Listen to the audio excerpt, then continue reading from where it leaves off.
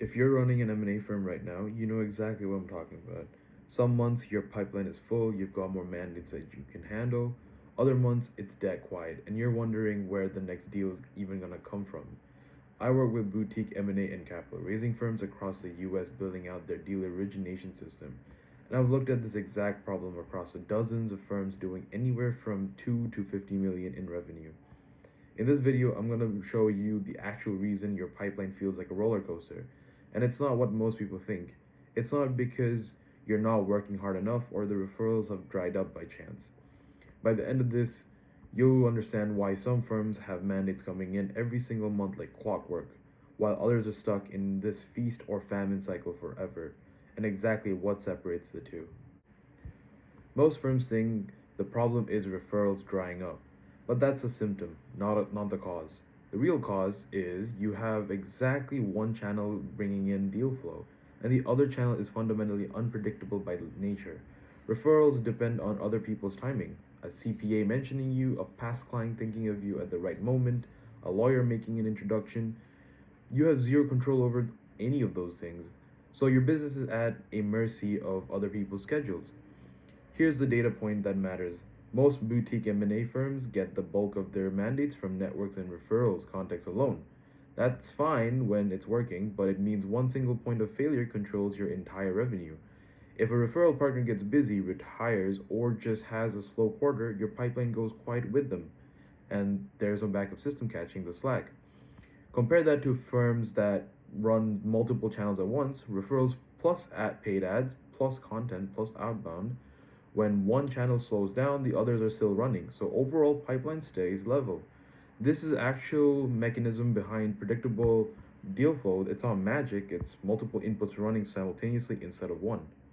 The second reason pipelines are inconsistent is firms run marketing like a campaign instead of a system.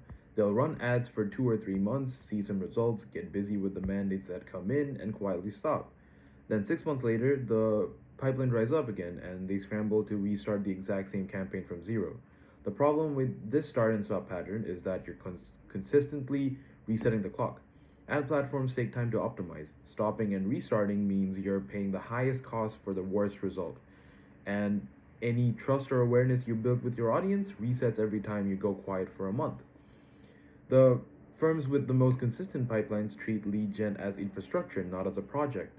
Ads run continuously in the background, even during the months when mandates are already coming in from the other sources. This means by the time a slow month hits, you already have momentum built up instead of starting from dead start. Real quick, if you want help building a system like this for your firm, the link is in the description. First call's free. Back to it. The third reason, most firms have no system for the people who see their content or ads but aren't ready to act immediately. A business owner thinking about selling or raising capital usually isn't making the decision on the spot. It's a months long internal process. The vast majority of people who encounter your firm for the first time are not ready to book a call that day, no matter how good your content or ad is. Without retargeting or a nurture system, every one of those people just disappears. You paid to get their attention once and then you let it evaporate.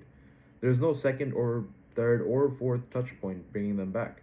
6 months later, when they're finally ready to move, they don't remember your firm because nothing kept you top of mind. This is the single biggest difference between firms with consistent pipelines and firms without one. A basic retargeting sequence, follow-up ads, case studies, and email sequence keeps you in front of that 95% until they're ready. This is also why one slow content month doesn't kill your pipeline. Prospects from months ago are still moving through the nurture sequence and converting on their own timeline. So, what does this actually look like put together? Three things running in parallel, not in sequence.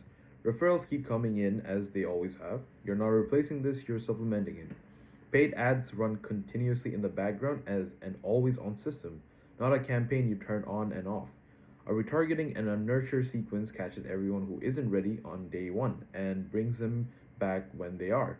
When these three run together, the math changes completely. Even if referrals go quiet for a month, paid traffic and the prospects already in your nurture sequence keep new conversation coming in.